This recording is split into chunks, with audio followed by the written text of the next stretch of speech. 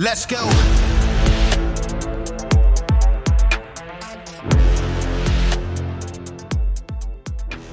Welcome to Citizen. Today's guest is Austin Padgett. You are a Libertarian, but I'm sure you're many other things. How's it going? Excellent. Great to talk to you, Dan. Yeah, where are you from? Well, let's say I grew up in upstate New York mostly since I was 11, but before that I was kind of bouncing over the world. I was born in Virginia and then was in France from like 3.5 to 7, Singapore, back to France, and then Spain before I went to the US. So my first 10 years it was like European, Asian suburbs, and then it was very rural American countryside. What? And now I live in Texas. Well, that's better. What were you doing in Europe? And I assume your parents were working over there. Yeah, exactly. Not military. My dad worked for the vegetable seed industry, so we were all over Europe and Asia, mostly in France. I went to a Catholic school in France. My first, at one point, I spoke French better than English, but that's certainly not the case now. It's a perishable skill, I'm told. And also, who needs to speak French anyways? Exactly. It hasn't. They're worse than the Chinese, some say. Yeah. They do have, well, Europe in general has this, I think it's like a lingering effect of empires and feudalism where they still have some need. It's not so bad as North Africa and the Middle East, but they have a need to be ruled by somebody.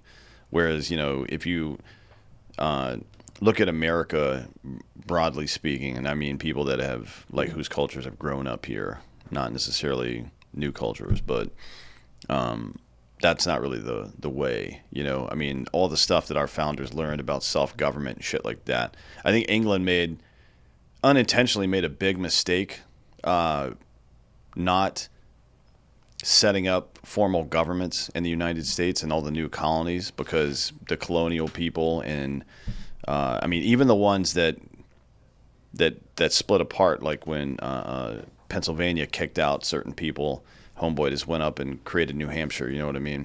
It's like they realized that they could just govern themselves, and they're like, well, "What the fuck do we need you for?" And then after that, the crown was like, "Well, we need your money too." And they're like, "Well, that we're definitely not doing that. So go fuck yourself." You know what I mean? It was like, it might be one of the biggest empire mistakes in all of human history, to be honest, because it was a completely unforced error. Well, that's what the Spanish did with Mexico and their South America colonies. They controlled them really heavily so that they wouldn't be able to produce guilds outside of their regulatory standard and then undermine the home market by being more competitive. Yeah. But England definitely never had that level of control over the colonies. I mean, they certainly could have, though, which is odd, because they had a great navy. They had the ability to move material and people back and forth. They certainly kept a decent amount of their troops stationed here, and then a couple of dignitaries here and there as well. Although they were most of the dignitaries that came over here to quote unquote run things were just drunk assholes, right? They didn't really do anything. They just kind of hung out and collected tax money and got shit-faced because they thought it was still court. They thought they were an aristocracy still. There is no aristocracy here. But yeah, it seems like they certainly could have done a much better job. I'm not saying they should have. I'm glad they didn't, obviously, because we recognized pretty quickly that we can do this shit ourselves. Well, I was wondering, because the U.S. colonies weren't that profitable from a colonial perspective. Most of the money was in spices and stuff, and these were more less extractive and more just kind of a different civilization. And I was wondering why they spent as much money as they did trying to stop the American Revolution when it happened. And a big part of that is because they knew it would undermine their rule or oligarchy in England. As soon as King George lost to the colonies, the monarchy in England died. That was basically the end of the prominent monarchy. And the lingo in England was that self-government was impossible, right? It was theoretical. There was no empirical example. It was like pie in the sky kind of stuff. But King George was like, meanwhile, in private letters, was like, crap, this is going to work. This is going to work. No, we can't let them. And it did. The U.S. became more powerful, and it undermined their political system, which ties back to the European point, what some would call kind of a continental philosophy or a closer association with Oriental despotism and l'ancien regime. Those are all the best buzzwords Mm. about it. And people underestimate how deep that kind of way of thinking goes as being contrary to American, and how much we were affected by the European immigrants during the Progressive Era. Mm. But I like to joke, like, because the German immigrants came in en masse. It's pretty much the biggest single ethnic group in the US if you split up the English identities. Um, and they had socialized medicine in the late 1800s. Marxism was created in Germany in the 50s. And so they ended up organizing politically in America. And a lot of the high skilled early labor unions were all organized by Germans. Mm. And so they imbued America with a lot of those values. That was the progressive era.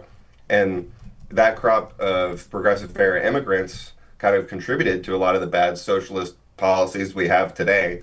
And ironically, one of the only things they're good on is being against the current immigration. So I kind of like to tease them around that because it's you have a point about changing the values of a country, and you should consider how maybe your ancestors also changed the values of the country away from 1776. Yeah, I mean, if you think about the that true fuck you attitude that certain people have, I like when I think about it, and it's not uniquely American, but it's the iteration here is different a little bit, I think, than anywhere else that's ever been in the history of the world.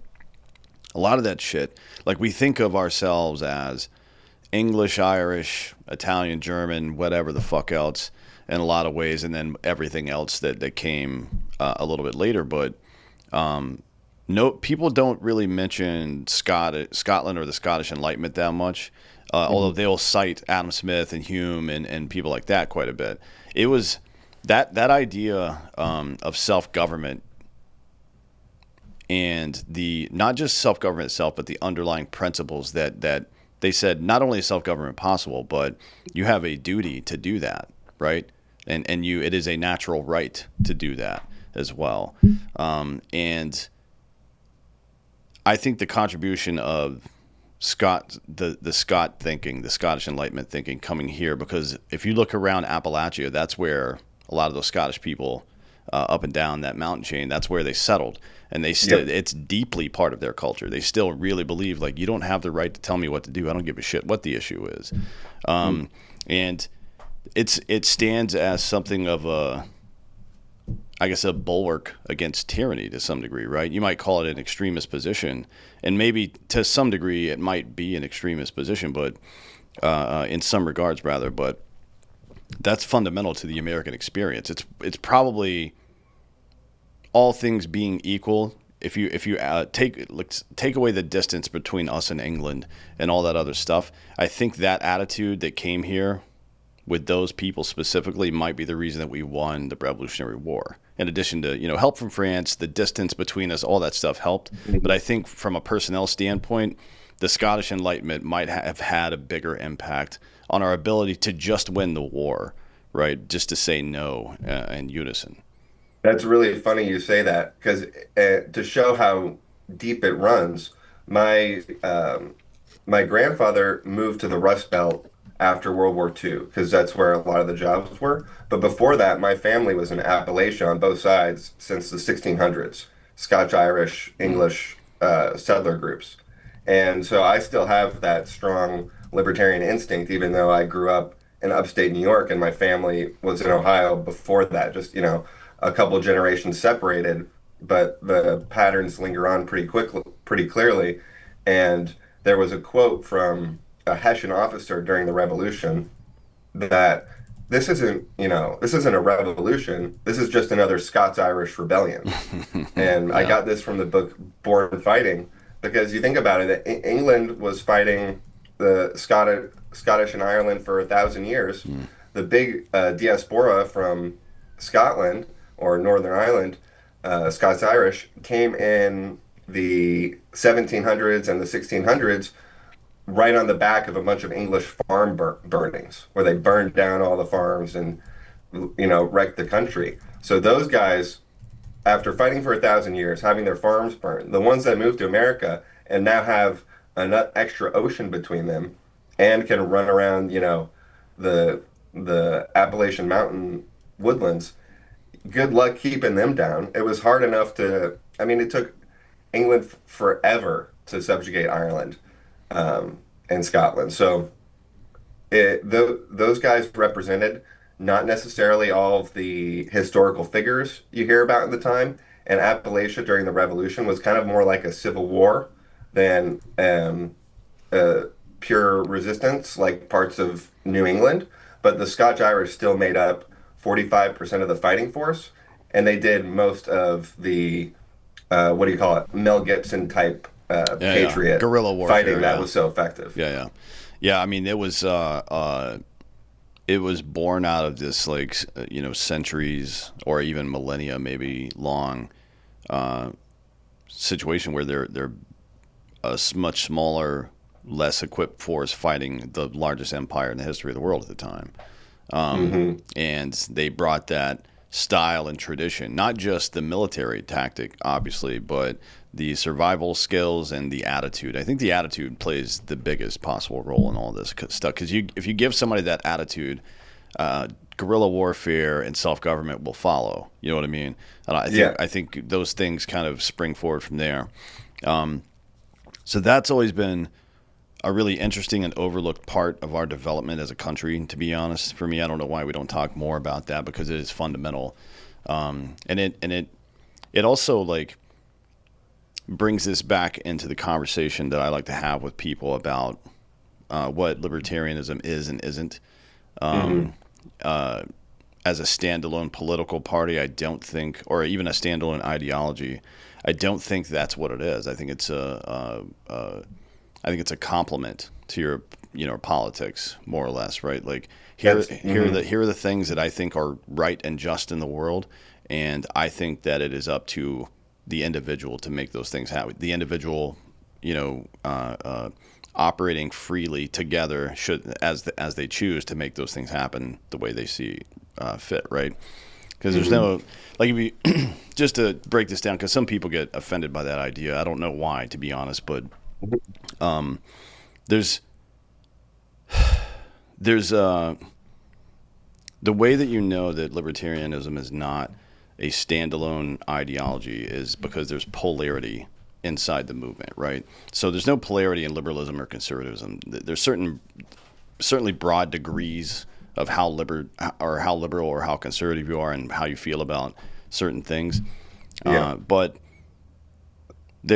the application of core principles, there aren't right and left leaning conservatives or liberals. That's not a thing, right? But there's certainly right, like the right leaning libertarian is somebody who believes in countries, and there's a left leaning libertarian who doesn't believe in borders or any of that shit, right? Hmm. So that's like that's polarity, and I think once people recognize that, the just the odd segregation of libertarians into some other bucket instead of recognizing who they are and what they contribute to the broader conversation to keep tyranny away, right? I mean, they're fucking bug spray for tyranny. That's what it's supposed to be, regardless Right. if it's left or right.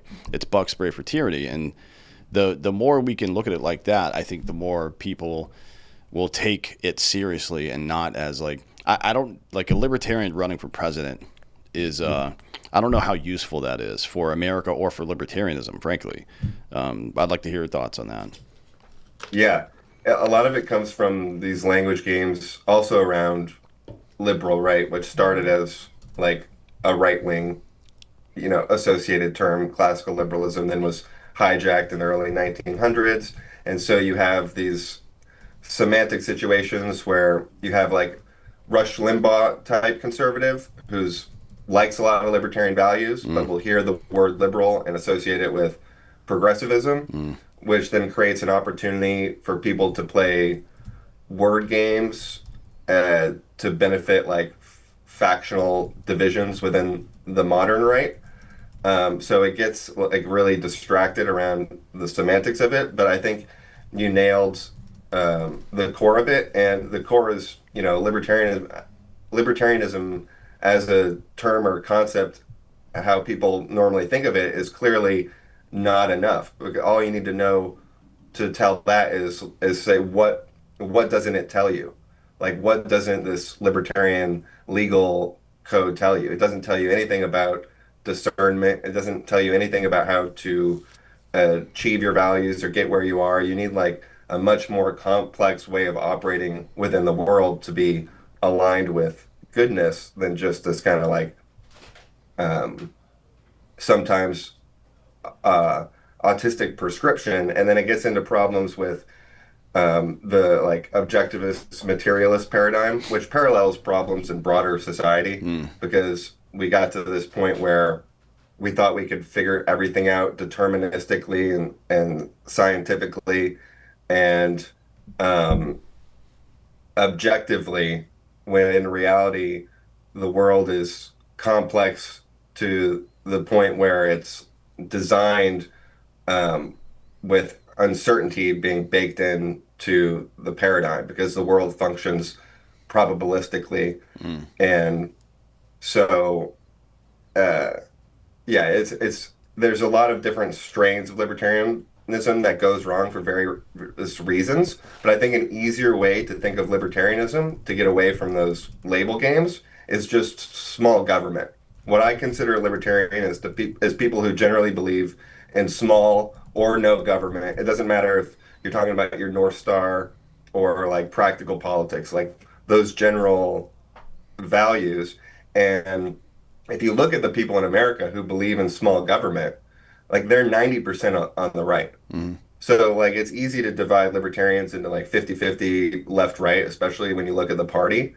But left-wing people don't really jive with the Constitution. It's a real minority of the left that can adopt libertarian values, and they're overrepresented in the Libertarian Party because almost everybody who believes in small government goes to the Republican side Mm. appropriately, which is why, and just to give the background to the audience, is my wife was the chair of the Libertarian Party.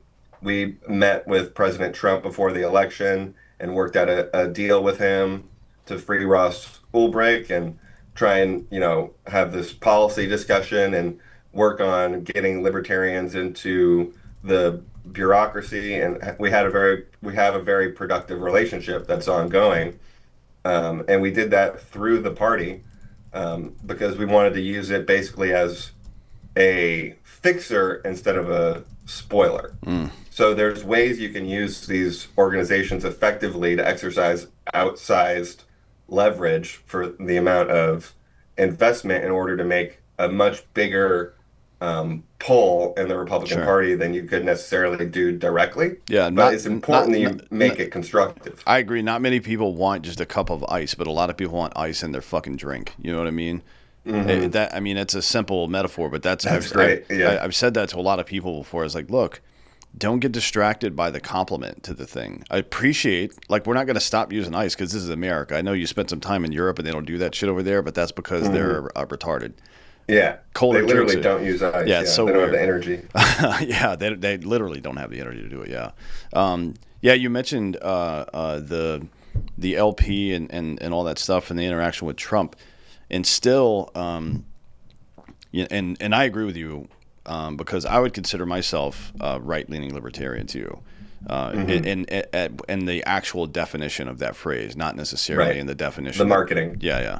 But the LP nominated a very clearly left-leaning libertarian for their presidential nominee, Yes. and despite the fact that, as you say, I agree with you, 90 or more % are right-leaning people. So is that a function? I've wondered about this because I didn't talk to anybody that was inside of it at the time, but is that a function of the loudest and most annoying activist types showing up to vote, which happens in literally every midterm election in both parties, by the way? The craziest people always show up to rallies Yeah. and to vote Yeah. in midterm stuff. Or was it something else? Well, there is definitely a bit of that in political organizing, and we thought maybe it was more unique to libertarians, like some of the characters to show up to these political Oh, events. no, dude, But I'm then you telling go you. into the RNC, and it's the same thing. I Like, just the people who- did one tour in Democratic politics, one election too, and it was the same Yeah. shit. And Yeah. all three I've been involved in, and every single time it's the craziest assholes that show up for that stuff. Yeah, the people who show up to politics usually have some sort of mental disorder or Yeah. something. But there's a lot of good people there too. Sure. The chase thing is very complicated. It involves a lot of history because it's something that could have gone like either way based on a few different personal decisions. So it's not like an inevitable kind of result based on because people were saying, "Oh, this is what happens if you don't totally go far right, and Mm. then the left will always win." There are a bunch of theories about why that candidate won. Our candidate was supposed to be Dave Smith. Yeah. That's what we built the caucus around. And remember, this was like a couple years ago. Um, and he dropped out for personal reasons. And then that created a big hole that we had to fill with a candidate that couldn't match what we built around Dave. And we found Rechtenwald. He was like a Mises associated guy. He was a Marxist professor at NYU who flipped to being libertarian in 2016 after he was canceled for his students. So we were not thinking. Rechtenwald, since he lost the election, has gone crazy Mm. and is obsessed with the Jews and all that stuff. But he didn't mention that at all before the election, and he was more of like a left wing background. So we assumed it was like that contingent was more not happy with him being the candidate, but he ended up not being that popular. And then he ate a 100 milligram weed gummy, which he thought was a 10 milligram, before he had to go on stage uh, following Donald Trump at the convention. So it's like you got the biggest opportunity in your life to give a speech as the prospective libertarian nominee right after Trump, with every single news station in the country pointing a giant camera at you. And uh, he like started to. I told him before, don't just like do a list of criticisms, go down a list of things that libertarian critiques of Trump. It's just so boring and played out. Try and figure out something like constructive and interesting. And he got up on stage and just started like, I'm gonna do a list, and he started listing stuff down. He got like four down and said, this is boring. Everybody knows that." And then he walked off the stage. And so he kind of did what I said, but not really. And so then he ended up losing the election to Chase, partly because a bunch of our guys left early too because of flights, and um, that ended up being the best thing that could have ever happened to us because Rechtenwald may not have been as reliable as we thought because we wanted to do a dropout thing like Kennedy, and for leverage, and it ended up working out with Chase because he pulled more votes for Kamala. So we were able to promote him as a candidate in a way that helped Trump win the election. Interesting. Yeah, that's. I mean, that's kind of what happened with the Democrats too, I guess. Just late switching and building for something else. I'm curious. One of the things there's a couple of things I think are about our country and about libertarianism that are fundamentally misunderstood by most people. And one of them is the idea of small government, limited government, whatever. And I think the biggest part of it that is misunderstood by people is the separation of church and state. Most of the libertarians I know are Christian. And I think because institutionalists and assholes have, captured government, we've been infiltrated by Marxists for sure for at least 100 years now, if not a little bit longer, probably more like 120. But people in the modern age who have no concept of history seem to think that this legal separation of church, not legal alone, but legal and philosophical separation of church and state was created by the government as some machination to keep religion from influencing government, right? But that's not at all what it was. This is a lesson learned by John Calvin in Switzerland at the time. French philosopher John Calvin, obviously, if you know him from Calvinism, which is one of the offshoots of Christianity, The realization that if government can interfere with religion, it can control religion. And as such, it controls access to God, which is what the Roman Church and the English Church and a bunch of others have tried to do over time. And they said, well, no, we're not going to fucking do that. There's no implicit rejection of religious involvement in politics. That's not at all what that means. And, you know, it's striking to me. I guess the Constitution, or I'm sorry, the Supreme Court has been pretty good about not ruling oddly on that, because they obviously do know, or well, I said 8 out of 9 of them know the history of the Constitution. One of them definitely doesn't. Doesn't know much. Yeah. But, I mean, this was done very intentionally, and it wasn't to keep religion out of government. It was to keep government out of religion. And this is something, there's 2 stories that are fundamental to our society that are misunderstood. One is that one. The other one is the Good Samaritan. People think that the story of the Good Samaritan is about being a good neighbor. That's not at all what it's about. Judea and Samaria were fucking sworn enemies for 1,000 years. They hate each other to this day, as a matter of fact, and always will. The story is that the hated Samaritan, who at the time would have been considered to be like a dog to a Judean, still came over and helped this person when his buddies came by and refused to actually help him. That's the real story, right? The real story is that the underlying principles and philosophical principles of life exist no matter what the circumstance are, and it is your duty as a human being to live up to that, and you will be as successful as an individual and as a group, country, whatever, as you are capable of fulfilling that virtuous call. That's what it really means, right? So I think, and these 2 ideas are interlaced, because one of the ways that we maintain culture over time is shared stories. That's how we started communicating. Some old dude sitting around a campfire telling stories that somebody made them up about some shit that happened 25,000 years ago that he couldn't possibly know about, right?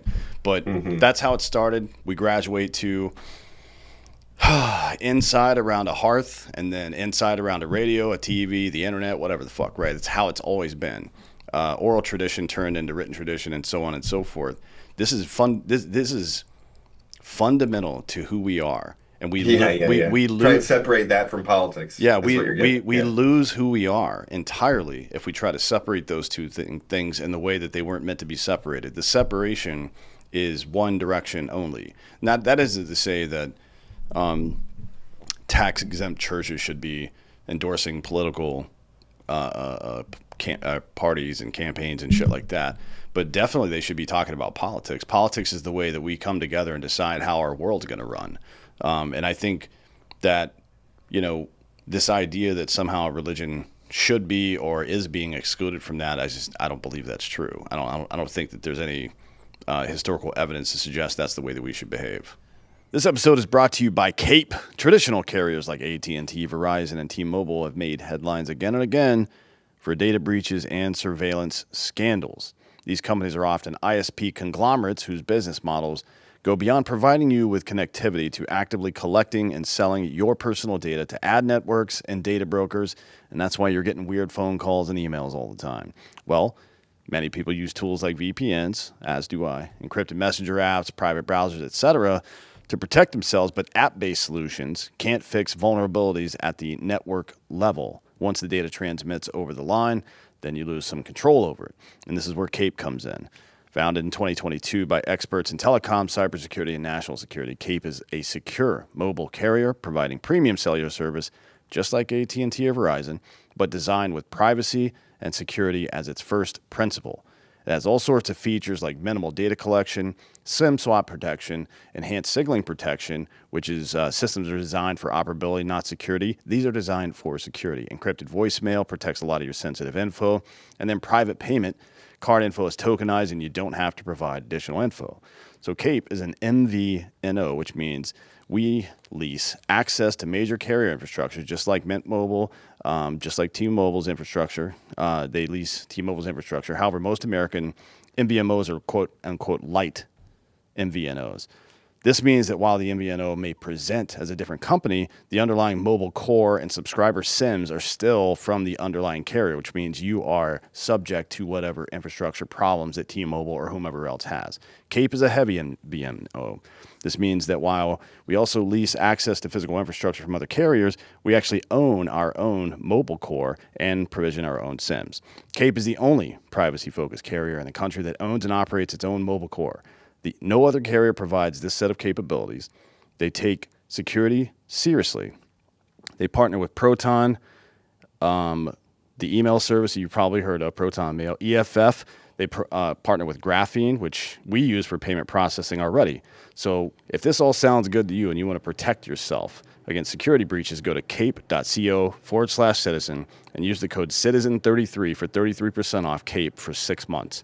Again, that's cape, cape.co/citizen. Use the code CITIZEN33 for 33% off CAPE for 6 months. Not at all. And it gets back to the straw man about separating church and state was never about separating religious values from politics. Values are part and parcel of politics because that's what informs you what to do when you have multiple options as you filter it through your value landscape. And so what happened is they used church and state as an excuse to push out Christianity, but then they filled it with a quote unquote secular morality, which is not secular at all, but Marxist religious, and really the inversion of Christianity, because that's what Marxism is. It's not its own religion. It's the inversion of Christianity. And something as great as Christianity is going to have an equally great shadow. And we've seen Western civilization do that pattern long before Marx. This was a problem with early Christianity too, because it was adopted by a slave population kind of immaturely at first. And so this is a completely normal pattern. And they use that as an excuse to enforce a left-wing religion through the government. And the context of the separation of church and state originally was exactly like you said. It was over the Church of England, right? That was a theocracy. And so all the religious fights were about, hey, like the Presbyterians were like, they were like church federalists, where they wanted like fair, regional church kind of autonomy or more dispersed rules. And then you had the Baptists who wanted complete church autonomy down to like the individual church. And then you had the High Calvinists who wanted to replace the Church of England with their own theocracy. And they were the ones who settled Massachusetts. So why does the left wing want to enforce a Marxist theocracy through the government? Well, they're primarily descendant from the High Calvinists who settled Massachusetts Bay Colony. And this was the real settling of America. People talk about Jamestown. It took Jamestown almost 100 years to sustain a population level of 1,000, even though it was set up a little bit earlier than Massachusetts Bay Colony. But the Massachusetts Bay Colony started off with 20,000 people coming at the same time, and then 80,000 quickly followed. And they had kids at a rate of about 10 kids per couple, sustained over a long period of time, and with a really low death rate. It's one of the highest sustained number of kids in a population of all of human history. Like 10 kids, 9 surviving, just going like that forever, starting with 80,000. So these guys, they created Harvard University 6 years after they showed up in 1636. So this is the foundation of a lot of the New England progressive culture. And they had very similar values. They were more egalitarian. They came from like the areas of England with the least inequality. They believed that things were deterministic, and so they weren't free will oriented, and that made them believe that sin needed to be punished collectively, because there's no point in targeting an individual because they don't decide whether they get to heaven or not, because it's all predetermined.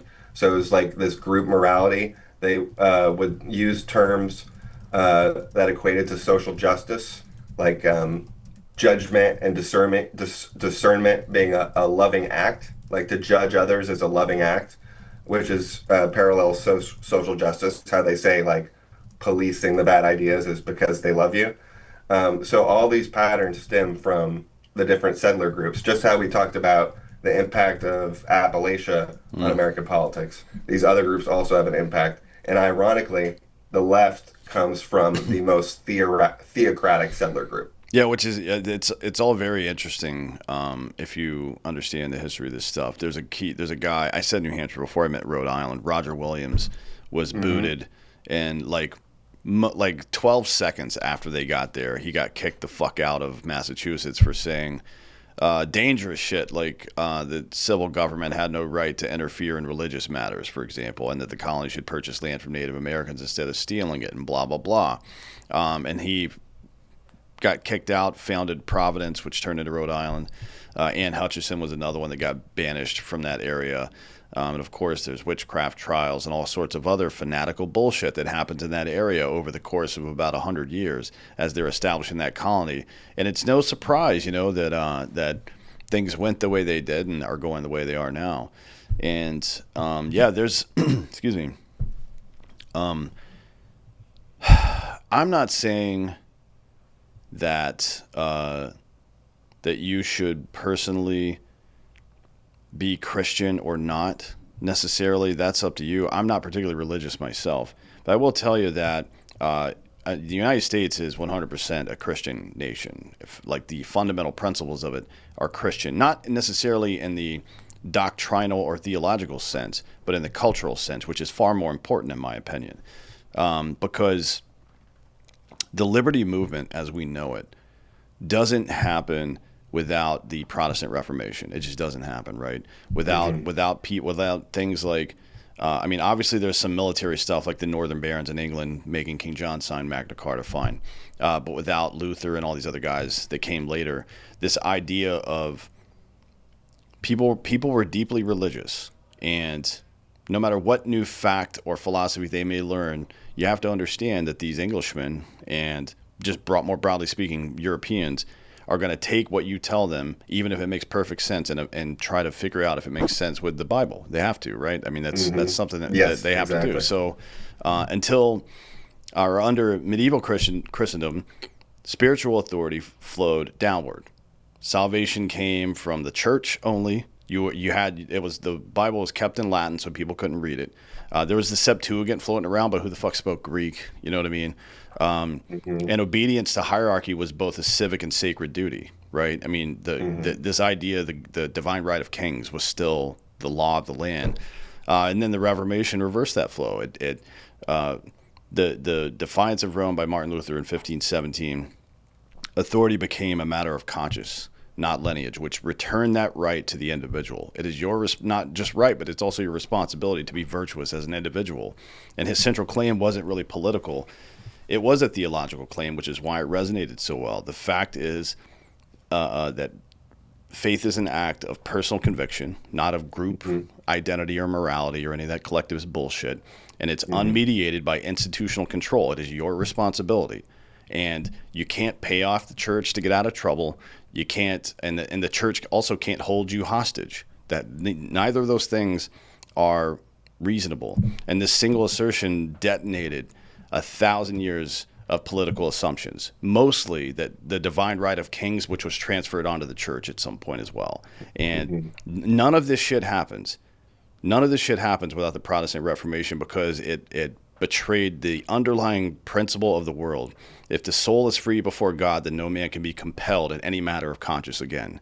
And that is if there was one line that I could use to describe the underlying philosophical principle of America, that's what I would say. If the soul is free before God, then no man can be compelled in matters of consciousness, which says that the government can't tell you what to do, but it also says you have a fucking responsibility to do the right thing, period, right?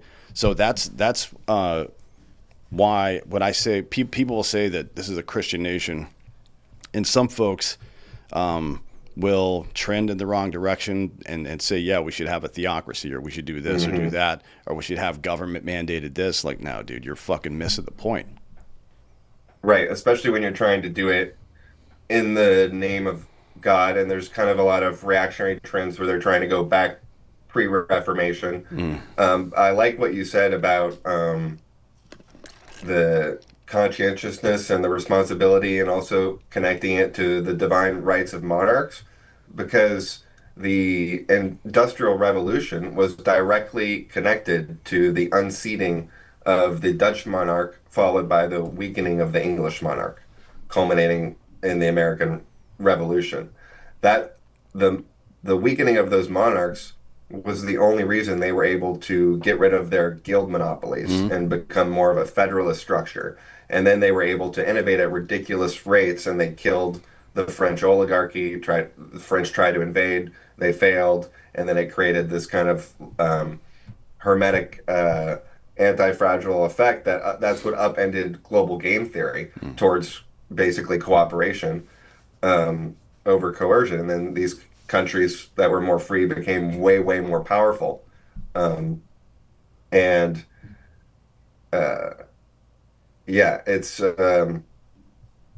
not something to be understated. It's a really big deal, and then it gets tied in. This correlates with the liberalism and the libertarian semantics, because it kind of gets tied into the rest of the Enlightenment, part of which is a lot of Rousseauian bullcrap. Mm. And so you have this trichotomy of Hobbes, Locke, and Rousseau.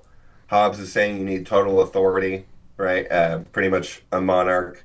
And I think he wrote around the time of the English Civil War, or there was some collapse of society that he lived through.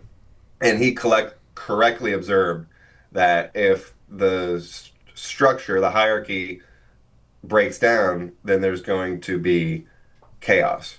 So he's got a point there, but it doesn't mean that self-ordered liberty or voluntary hierarchy isn't possible Mm. or preferable. It just means you have to be conscious to manage dependencies as you're trying to make society more in a voluntary direction. Yeah. And then Rousseau is just all the way wrong on pure equality. And the yeah, the kind of libertarians get thrown in with Rousseau, but really Hobbes and Locke are more of reflections. I mean, Hobbes and Rousseau are more like opposites of each other, and Locke is kind of sitting on top. And there's some problems there with pure rationality.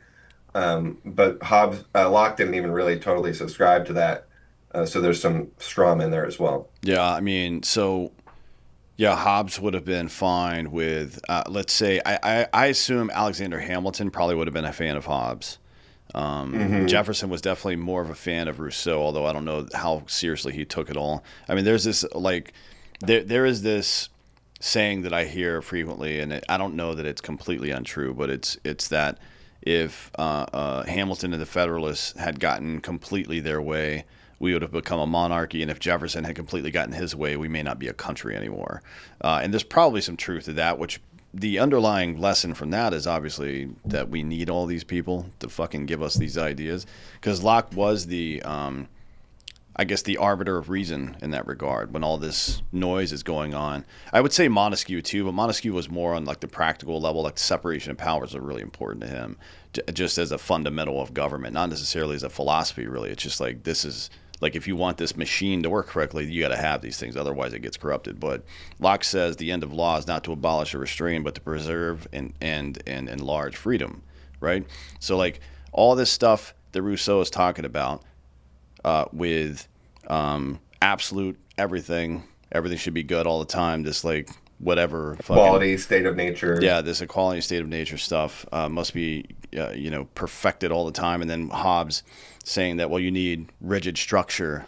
And he implied despotism to achieve that stuff. And Right. Locke is like, no, this is a choice that's made. And then what comes after that, you hear this over and over from the Reformation and Enlightenment thinkers, and you hear it in the founders as well, especially John Adams, that this Constitution was made for a moral people. The implication is that, yeah, you can have all this stuff and you can have it freely, but you personally have to be virtuous and moral enough to deserve it. That's how it works. And we've certainly fucked off from that idea entirely. Like we don't. That's not even a. It's like this isn't fair, is what people say now. It's like, well, fuck no, it's not fair. What are you talking about? Right. And this gets back to claims that the founders failed because they were going along Lockean philosophy instead of Hobbesian philosophy. But the founders knew it would fail. But like they predicted the republic would fall. They mentioned the virtuosity being necessary. They knew a lot of ways it could go wrong. Mm, They knew all their checks and balances weren't going to work. So people look at the Constitution and are like, "Hey, it's a piece of paper. It doesn't mean anything. It's not actually protecting us." Um, but they're missing the point because they're saying things the founders already knew themselves. So then you get back to the question of, well, why did they do it anyways? Well, because it was radically successful. Just because civilizations sometimes downtrend after a couple hundred years doesn't mean that there wasn't, or just because you didn't perfect civilization in one go mm. doesn't mean that you didn't make improvements, right? Like they didn't have any kind of unrealistic expectations that they were going to end history like Fukuyama or something in Mm. 1776.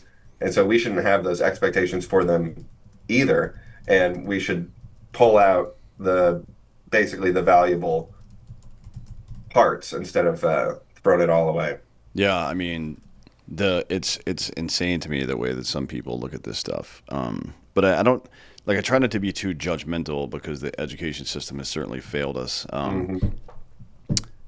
Gorsuch was on television this morning saying that we need to have civics classes reintroduced into our public education. Like, I mean, the fact that that even needs to be said is insane to me, to be honest. But the Constitution is the culmination of all of human understanding of civilization, politics, and humanity, right? I mean, that's what it was, and you can tell because one of the precursors to it was this textbook called the Preceptor. Most people aren't familiar with the Preceptor, but it is it is a textbook that was one of the primary actually books written by Robert Dodsley in the middle part of the 18th century, and it was taught at all the colleges, right? And it included everything. So you would have in a single textbook Plato, Cicero, Locke, Francis Bacon, Addison, Milton, everybody from religious to irreligious, from ancient Greece to the modern period, and all the things that they had learned, and not just the things that they learned that were good or right, but also stuff that fucking sucked and didn't work, which I think Hmm. is something that people need to recall. The Republicans will often say that we've tried socialism and communism and it's fucking stupid and it doesn't work, and they're correct to say that, and then they chastise people who say it just hasn't been tried yet. Like, okay, well, here's fucking 10 examples of when it's been tried and it just doesn't work, and then also here's the underlying fundamentals of these and why it can't work, not just that it hasn't, but it can't, like it literally can't work. Right. But then from the right wing collectivists, it's more difficult to get them to accept that. Like you you haven't read enough of these people if you still think that compulsory anything is the solution. It just isn't. The only way to make the kind of world that you want to live in is by empowering people with virtue and information. That's the only way you could ever do it, and that's not what we're doing right now. We're calling everybody stupid, or Hmm. we're watching our youth trend towards right wing collectivism. And this is like, no, just educate these people. We have it. And I think to some degree that systemic lack of education is probably intentional. Let's be real about that. But that doesn't stop people like you or me or any of these people who have Hmm. read these books from talking to fucking kids and saying, hey, what you believe is untrue. Here is what the actual historical record is. Yeah, it's a terrible fight to give up on, Mm, because we have a responsibility to clarify that. And if you just, this is why I'm always worried about the future of politics and why I warned about some of these trends on the new right, because I'm thinking, hey, everybody grew up in a Marxist education. So even if they don't like their teachers and are rebelling within certain contexts, they still have a lot of Marxist presuppositions baked into their mentality or their way of thinking. It could be victim consciousness. It could be the way they think about the Industrial Revolution, as in like the unions are the only thing that saved us from terrible working conditions, rather than understanding the development of technology into the Mm. middle class and everything. So there's a lot of, just like how Keynesian suppositions are baked in throughout the society.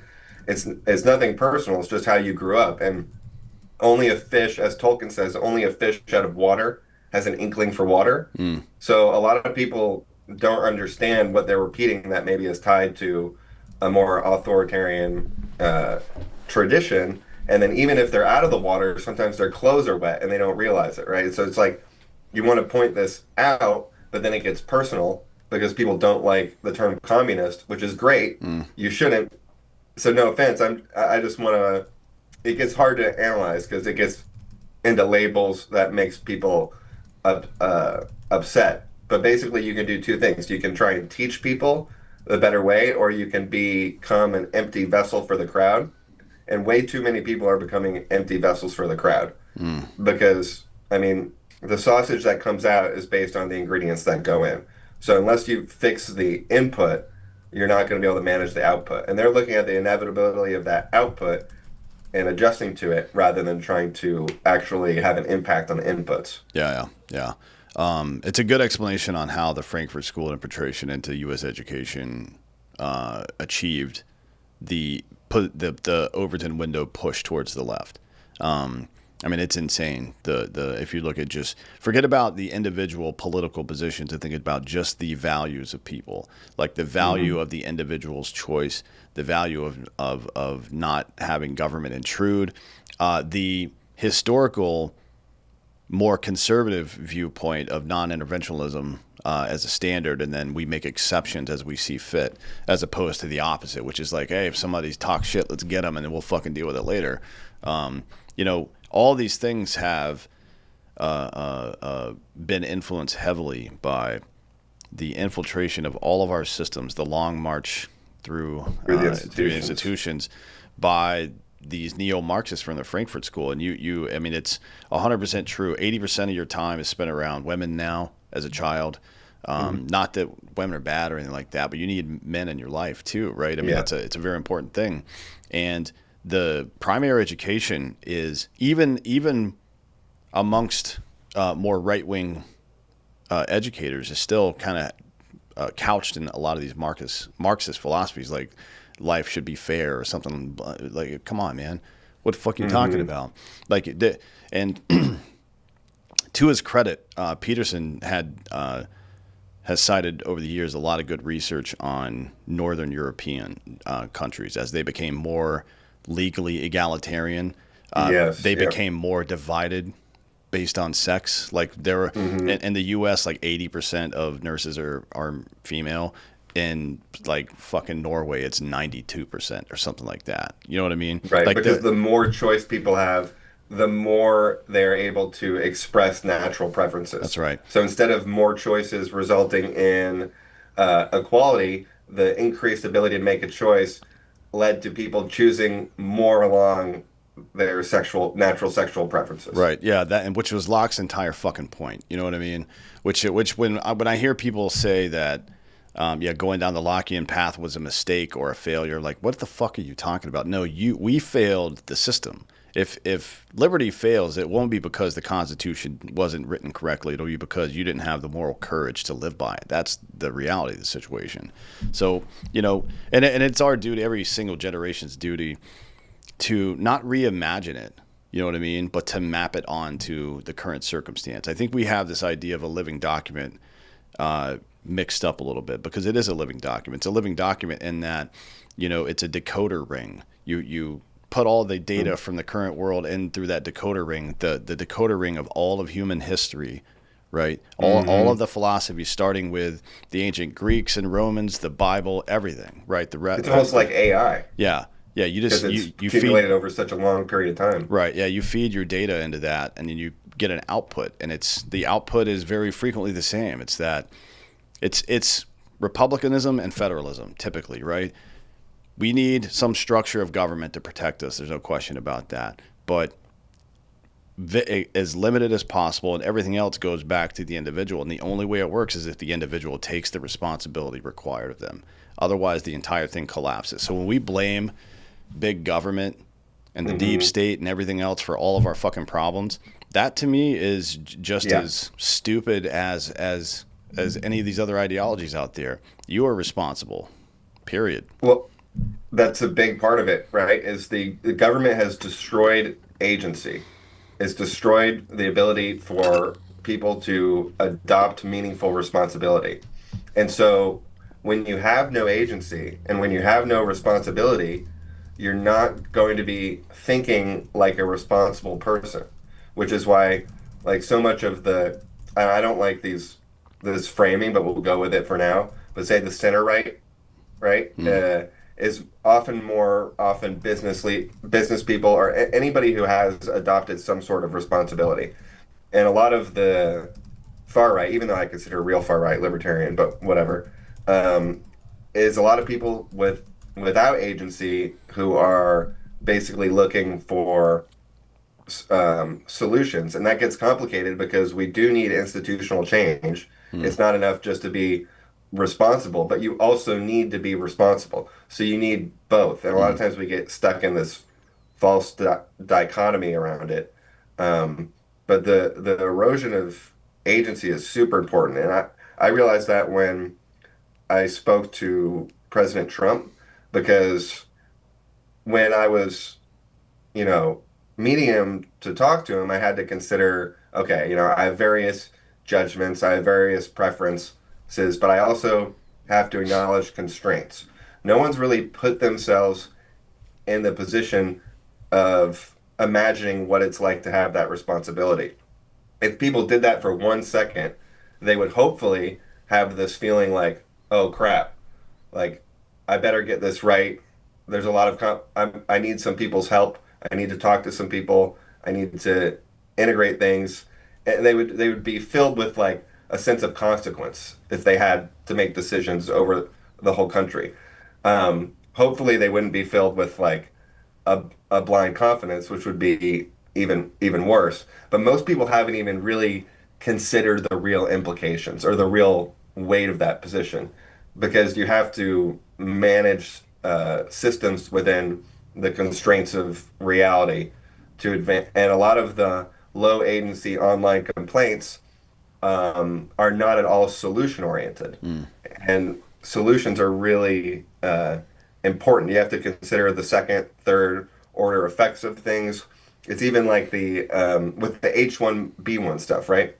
A lot of H1B1s are to get rid of for cheap labor, and maybe you could get rid of the whole program and do skill stuff with other programs. I don't really care, but there is an element of skilled labor that you do need as we're going through this massive reindustrialization, 20 trillion in committed investments, because we are no longer we're reshoring industries where we have either no domestic production or we're not the industry leaders.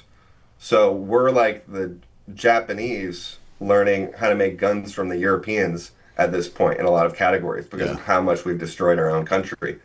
And so you do need some people to teach you the leading industry standards and things like that. So you're going to need some people, right? But the low agency outrage about it is very much like nothing, or all or now, and it never takes into consideration real constraints. Yeah, I mean, if you look at over a long enough timeline, at least with the plan that Trump and Besant are talking about, one, it would speed up the reindustrialization, which is important for a number of factors. You talked about second and third order effects. We've experienced 78 to 80%. I guess after this year, it'll be 80% inflation since the year 2000. 80% inflation in one generation. That's insane, right? But there's only a couple of ways, really, to deflate currency. And one of them is to bring outstanding U.S. dollars in the global market back into the United States. That's one way to do it. And AI is going to play a big role in this too. I know people are freaked out about AI and what it's going to do, but I'm telling you, for the next 25 years, every new AI like robot that's doing a job creates about 3 to 5 human jobs for now. We'll see how it develops 50 years from now. A great example of that, to drill down, is X-ray analysis. I forget what the name of that job is specifically, but everyone was pointing to that specifically as a job that would completely disappear from AI. And what happened was the AI would analyze these X-rays, but they actually needed someone to interpret the analysis. So it made the guys who read the X-rays actually way more important. And because there's a government mandated shortage through control, licensing monopoly control of the industry, where they limit the amount of people to control the wages to make it in line with paying off the really high degrees. Because of those artificial shortages, and because this position actually got way more valuable, now hospitals are paying these guys $1 million to come in and analyze these the AI analysis of the X-ray. Yeah, that's a great example. It actually incredibly boosted their market value. We need more of them. Yeah, and then just on a more broadly speaking, reducing import dependence is important. Reindustrialization does that, but AI does it as well. And one of the ways is micro factories. And I'm telling you, you're going to start seeing these fucking pop up all over the place. And advanced robotics plus AI means you don't need massive plants in coastal towns necessarily to get any of this stuff done now. A town of like 50,000 people can host a profitable CNC operation that's AI driven, and it's all the jobs stay local. So do the wages, by the way, and then just the local multiplier effect. That dollar turns into $3 to $5 to $7, depending on how long it stays in that local market before it exits the local economy to the state or federal economy. It doesn't just replace jobs. In a lot of ways, it upskills them. Upskilling is something that nobody's talking about with AI because it's just not a fucking fun word to say, maybe. But I love that idea of microfactories because it perfectly parallels how an AI enables you to basically start your own business, run your own business, with much less overhead. So it's the same. It's great that it's the same with a physical manufacturing perspective. You get into like 3D printing and AI, and you could. It's like the small business version of manufacturing. It's actually incredibly empowering. Yeah, and it also limits on. I own a hard seltzer company, and one of our biggest expenses is freight, like shipping the shit everywhere.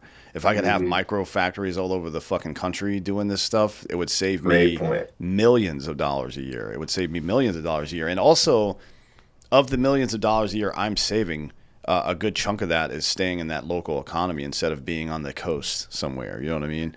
The shipping is a really important point because people don't understand this. They think we lost all of our manufacturing to cheap foreign labor, but labor as a percent of manufacturing revenue is very consistent between Asia and the US. In China, it's about 8% of manufacturing revenue. In the US, it's 11%. And it's been like that for like 20 years because paying 100 people to pick rice in a field at low wages is cost competitive with paying one guy in the US with a tractor. So in both low-tech industries like textiles, high-tech competes with low-tech as well as electronics. So we can compete directly, and the labor cost difference is only 3%. Trans-Pacific shipping alone is 10%. And then you've got the tax differences, and then the biggest difference come on the regulatory level. So shipping is 3 times the cost of the labor difference between the US and China. So all else equal, manufacturing and agriculture, as the century goes on, is going to trend local. And it works like this all over the world. Everyone's manufacturing and agriculture is going to increasingly become more localized because when the technology when more people learn how to create this stuff, then you get rid of the shipping cost by producing locally. And then I think the third order effect of that, which might in this case be the most important part of it, is the energy output we're going to have to create to facilitate all of that. Probably some combination of O and G on the lower end, but mostly full scale reactors and SMRs, right? To power data centers and shit like that. And then if you want to call it a fourth order effect, is we're going to have to figure out how to keep these things cool, where the water's coming from, and to make sure we're not fucking our water supply up. But we need to build 35 to 50 nuclear reactors in the next 10 years to keep up with China's energy output, with data centers and all that stuff. And keep in mind, data centers going up all over the country, it again creates probably, I think the estimate for those data centers is a creation of somewhere between 7 and 10 million jobs right now, between now and 2035, if we're able to keep up with the energy production, which right now we're not. Just jobs in that industry? Yes. Wow. Well, that and adjacent, right? So adjacent jobs like production of the materials required to build the damn thing, maintenance. Right, but not at all shit. related to like the jobs in radiology or something. No, which those will are also those are help. separate. Yeah. Yeah. Those are separate. Yeah. And there's, I think the global output is something like 90 million new, or 110 something million new jobs over the next 5 to 10 years, like for globally. Now there's going to be some that are lost. There's a lot more that are gained. Some like 90 million, I think. But yeah, like the underlying principle behind all this is how can we use this to decentralize, and that should be the standard for anybody. If I hear any politician, I don't give a shit what letters behind their name. If they're talking about decentralization, then they, at least in that point, have my attention, because we know that it fucking works. It isn't even about, like, I think decentralization is more moral, although I do think it is, because it prioritizes the individual. It also happens to be the most effective way to do things. It's more functional, adaptable, and moral. Yeah. I mean, I think it's the best in all 3 points. So this isn't just a political conversation. It's like we have this situation now where our underlying moral principles are being folded into politics and business, but it's not religious at all, right? And not to say that, the Christian religion doesn't share those things, or some other religions might share some of those points, but this isn't a religious debate either. It is a moral debate, absent religion necessarily, that's happening in this country right now, and globally to some degree, although Europe and Asia are completely captured by globalist assholes. I think we still have some ability to get rid of that stuff here. We'll see. Canada's fucked, but I think we're doing all right. But yeah, when I hear about decentralization or anything that decentralizes, I worry quite a bit less about creative destruction and job displacement than I would otherwise. Because if it's just the government sucking stuff up or seizing means of production from the other side, obviously those are unacceptable. But if it's returning the ability, you mentioned, I've been begging for micro farms for fucking 10 years. Why the fuck doesn't every major city have a green belt around it? Why don't they have a nuclear reactor that's providing the energy for that stuff? And why you should never eat anything that takes more than 3 days to get to you. We have the ability to do that. Like, we literally have the ability to do that. We could turn that on. Surveys, the most top indicator of what makes food more trustworthy is how local it was. Yeah. It's just local is a great proxy indicator, and that's how people make decisions around it, which shows you we'd have a lot more locally produced food if it wasn't illegal. Because basically they're like, we brought salmonella deaths down from 200 to 150 or something like that. And so they take your food, they send it halfway across the country, blast it with UV light, shrink wrap it in plastic, and send it back to you full of preservatives.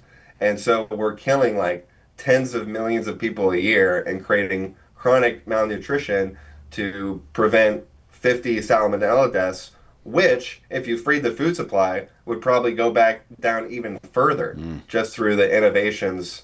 And so it's very much like COVID, save one life, destroy the entire country. And this is the reason why we have the food industry, just like every industry, the 80% of the market share is controlled by the top 4 companies. And the FDA was created under a lie that involved the classic coordination of socialist activists and big companies. Mm-hmm. Because the way we're taught about it in school is The Jungle by Upton Sinclair exposed everybody to how terrible it was that they were putting rats in our ground beef and everything like that. And it turns out that book was fictional and it was written by a socialist. And the legislation that was passed as a result of it was written 20 years prior by the food industry. And they say that the companies were against these regulations. Well, they're right. Most companies were against these regulations. But you know who wasn't?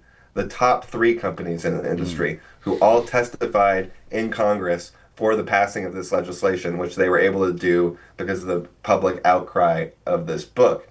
And that didn't result in improved conditions. Philip R. Moore, the leading company, went from 5% market share to 10% market share within a decade of these laws being passed. And they were ahead of everybody else on cold storage. Mm. So they were one of the first people to get cold storage, which gave them an advantage in passing the kind of inspection requirements they wanted, which they also justified based on exports, which is a classic guild talking point. But and then that ties into people's conception of like cutting costs, right?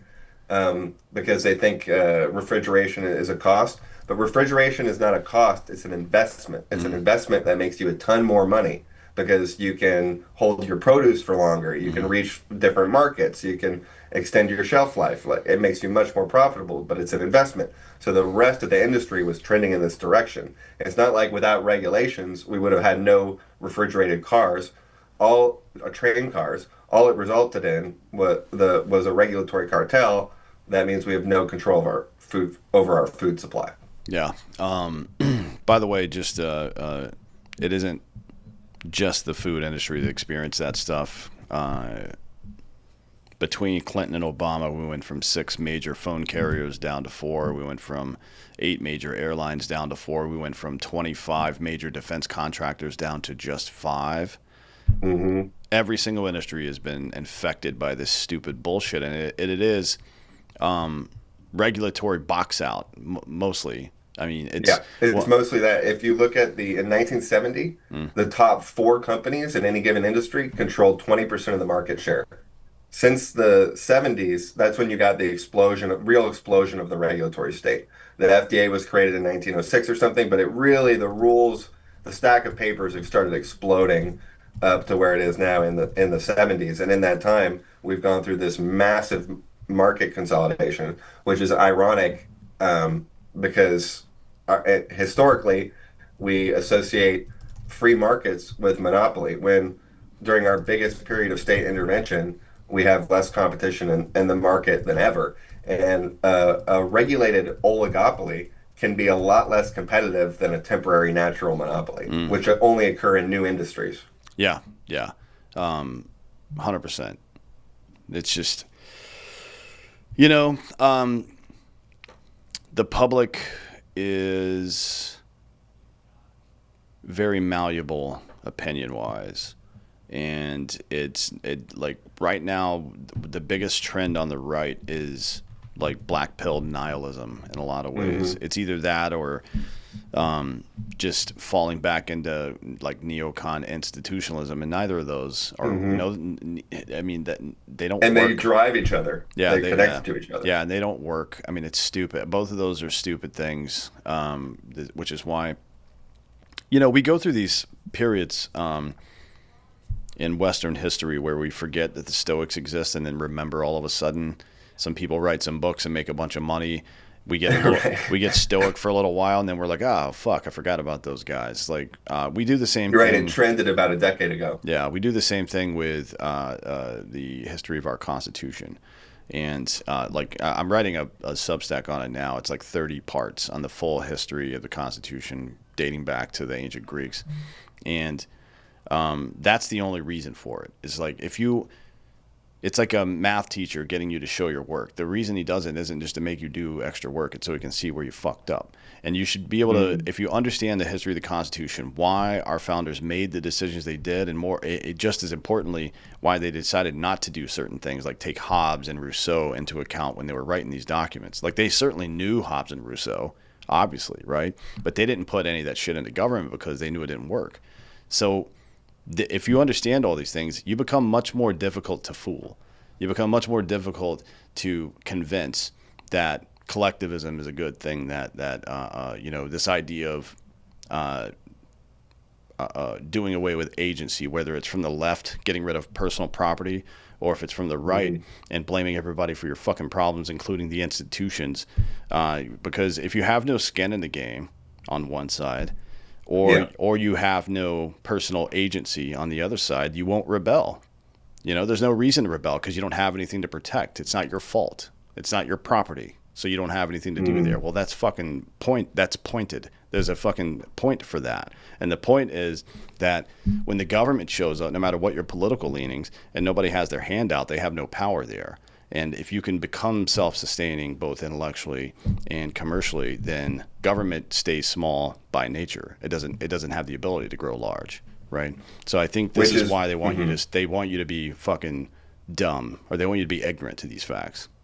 Gets back to the point about how the founding government was only supposed to work for a moral people, right? And then that kind of gets used as an argument for why we can't have decentralization or constitutional protections or indulge in that philosophy because we're not a moral people. But I think it also works in the other direction, where freedom enables agency, which will improve people along the direction to where they're, more fully thriving in the system. On the opposite end, the socialist and progressive era destroyed agency. So it gets back to this thing about how policy and individual responsibility are both important, and they're also connected. It like feeds into itself. So just because we're a mess doesn't mean that getting rid of regulations that restrict people from pursuing a trade more easily or starting a small business is going to make not work because people aren't moral. That's going to give them a buy-in in society and a responsibility that it makes it better. And there's a huge rejection of institutions, and largely fairly because they've all failed. Growing up a millennial, and it's similar for Gen Z, every kind of hierarchy you look around is a joke and something that you don't want to aspire to, right? Like, no, it's not cool to aspire to anything. You aspire to the military, well, you're just fighting bullcrap wars for hegemony or military contractors or something, or worse, depending on your theories. And then you look at the corporate world and you're like, okay, well, all the companies are in these massive bureaucracies in which I can't really make an impact, and they're demonizing me for being a white man anyways. And then politics, right? That's you can't aspire to that because that's all a joke and that's corrupt. So every institution that you could possibly inspire to was hopeless. Now, the thing is, you get stuck in that mindset and then you miss opportunities to improve the institutions when they present themselves, which is actually still a very important thing to do. Because unless you take over the car to steer it in your direction, then your only options are slavery or collapse. Right. Neither of which are actually that great. No, it's an intentionally manufactured nihilism is essentially what it is, and you can see it with certain characters that do nothing but present a satirical version of the world and call it reality all the time, whether it's on the right or left, or it's always collectivist, but it's whether it's on the right or left, it doesn't really matter. That's how they present the world. Everything is gay, stupid, whatever. This whole everything's gay and fake and gay thing, it's like that's exactly what that is. That is designed to get young people to tune out of the system so older people can continue to fucking control it. That's what that is. Well, and they want it to fail. A lot of these guys want it to fail because they're making bets on Trump's failure. For Nick Fuentes is a perfect example because he's positioning himself betting on Trump's failure, and he needs that to happen, even if it results in millions of people's lives being screwed because they have no opportunity, or the left getting back in power and putting us in a UK-style digital tyranny because that's their best shot for their right-wing revolution is if things don't get fixed. So not only are people often not solution oriented, some of them are anti-solution oriented explicitly because it screws up their revolution. Yeah, yeah, yeah. I've made a number of comments on that in the past year or so. It's like these people that have built their careers on nihilism and contrarianism, they can't ever hope for anything good to happen because it destroys their career. You know? Yeah, they become basically drug dealers, Yeah, yeah. It's right? sad. Like corrosive dopamine hits. Yeah, if somebody's not like offering legitimate, constitutionally driven and decentralized solutions to something, I think it's just a good idea to tune them out. We don't need to relitigate whether or not collectivism on the right or the left is a good idea. We know it's fucking stupid. We know it's immoral as well. There's not like there, we should spend zero amount of our time relitigating whether fucking communism or Nazism are good ideas. What the fuck? So like there's so many other things to talk about, like the shit we were talking about today, that, you know, improvements you can make in your personal life. And look, none of this shit's gonna come easy, and it's not gonna come quickly either. We spent 100 years fucking this country up. It's gonna take 100 to get it back, probably, right? Maybe not I think quite we so can long. get it back faster. Just like in the Dutch Netherlands, they got rid of their guild system pretty fast. Yeah, it's true. But I think we can unwind it faster, but it's going to be hard, and there's also going to be delays in the effects because it takes time to build factories. It takes time for deregulation to result in changes. It takes time to do deregulation.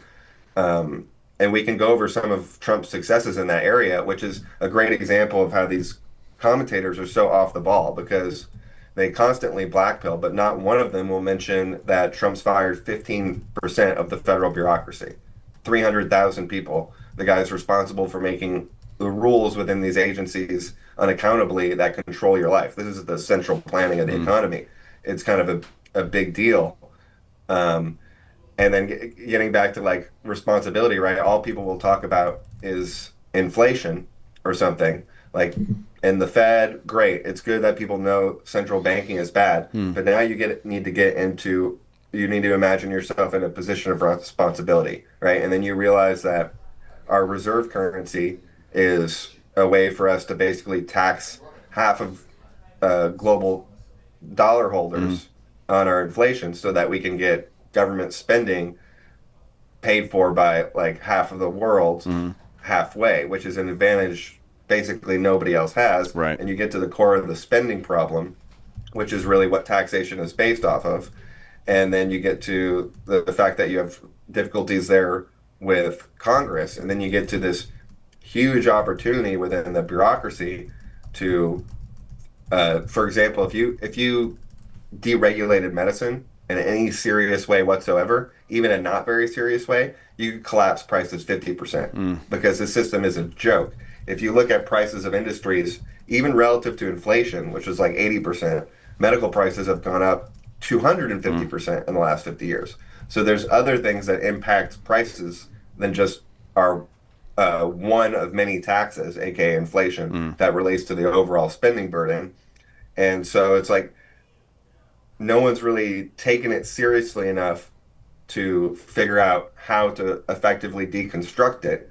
And then, so when you're shouting at the people in the positions to fix things, unreasonable requirements, then you kind of, while not acknowledging the progress being made, you kind of lose authority as a critic. Yeah. And Trump has directly deregulated energy and AI, which is huge, because without that, we would be literally technological slaves to China. Like, this is a really critical part of that technology race. And he's also done executive orders saying that the agencies need to get rid of every regulation that violates the Chevron Supreme Court case, which only passed because of his Supreme Court justice, which basically rules most federal regulation unconstitutional, which is according to the 10th Amendment, which is amazing. So states can now challenge it. States can push the envelopes. None of the states are doing enough. We could be focusing on local elections. We could be focusing on these big solutions. And the next thing Trump needs to do is staff the bureaucracy because they fired a bunch of people, but they need to staff it with people who will carry out the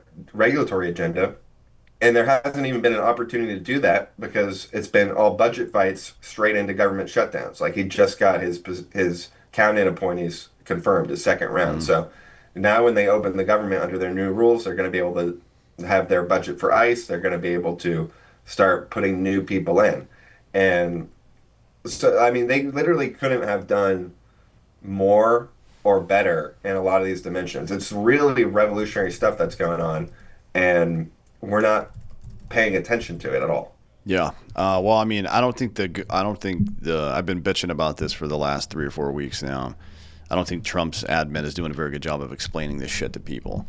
Yeah, In a way that makes sense to them. It's like, hey, I know things are like it's gonna one. It's never popular to say things are gonna take time. You know what I mean? right. Because people want It everything sounds like an now. excuse almost. Yeah, but it's like if you have to say that on the back end after you've explained all the processes that you put into motion to achieve the very specific goal that you're looking for.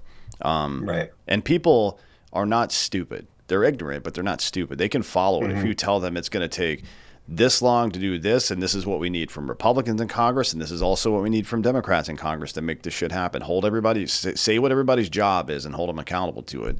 I think, they do a lot of rhetorical speaking, but they could use quite a bit more of the practical explanations, in my opinion. And I think, honestly, I don't know why they're not doing it because between just Scott Bessent and J.D. Vance, they have two really good, well-spoken surrogates. I know Marco Rubio has 13 different fucking jobs right now, so he doesn't have time to do it. But between those two guys, and then I would add in probably DeSantis. I think he's a good speaker on some of these issues as well about decentralization specifically. I'm not sure how keen he is on helping the Trump administration specifically, but it's about the country, and I think if he was approached that way, he's a patriot, he would do it. I think they need to make – they're doing all. I agree with you. I say this all the time. They're doing a lot of right stuff, and people, particularly on the right, are like, "Oh, they're not doing enough. They're not." I was like, "Okay, man. I mean, just like, dude, the totality of government is a very large thing, and we're wringing out a very wet rag right now, and it's going to take a Right. minute." And But I want more too. There's yeah, different areas where I want a lot more, but that's where it gets back to you lose credibility as a critic if you can't actually highlight any of the stuff going on. yeah. Well, look, I got to get out of here. Got another show to do pretty soon, but I appreciate you coming today. Great discussion. I think you know your understanding of which is why I wanted to have you on the show of constitutionalism and our history and libertarianism and what it means is the best version of it, in my opinion. Opinions vary, but I think it's the best version of it. I highly encourage people to go follow your stuff. So tell people where they can find you. I appreciate that very much. I do a podcast. I co-host it with Rudyard Lynch from What If Alt Hist. It's called History 102 on YouTube. So we get into a lot of these deeper themes along history. We're not just analyzing did the guy zig left or zig right in this battle and that changed everything. We're looking at the value landscape and we're also looking at it over time. So it's a lot of context, and then we relate it to modern politics in a way that's more informative than most history. Um, and then I also am on X. You can follow me at Ludwig Never Mises. Take out the first E and never, or type in that and Austin Padgett, and you'll probably get there. But it was a real pleasure talking to you, Dan. And yeah, I appreciate what you said about liberty, because I think, like you said, liberty is very important. It's often very poorly marketed or represented by people who are not really in line with broader Western civilization or the 90% of the country that wants small government. Yeah. So I'm trying to find a synthesis with a lot of different groups to bring them towards kind of that core American values. And so I really appreciate you having me on. Yeah, everybody check out the YouTube. It's History 102, and obviously Austin and everywhere else he is. Thanks for coming today. I really appreciate your time. All right. Catch you later, Dan. Yep, and thank you all for listening. This has been Citizen.